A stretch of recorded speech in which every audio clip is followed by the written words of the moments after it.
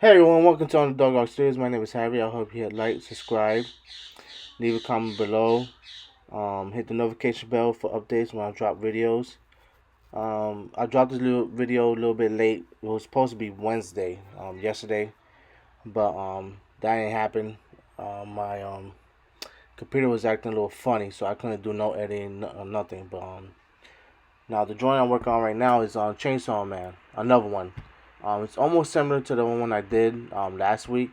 But this one, you can see more of his head and everything. His chainsaw arm sticking out. I want to try something different. But to be honest, I didn't really like it. I mean, everybody always like it in my family. But I used watercolors, inks.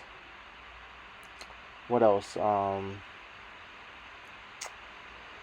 Some I think it's called Hagen's black ink. I'm not sure. I don't have it right next to me to read it. To give the little effect on the background, the black and like grays to the darkest, like I did to the last one. But I hope y'all leave a comment below. Let me know if it looks just like him. If you like it, if you don't, just let me know. Just be honest.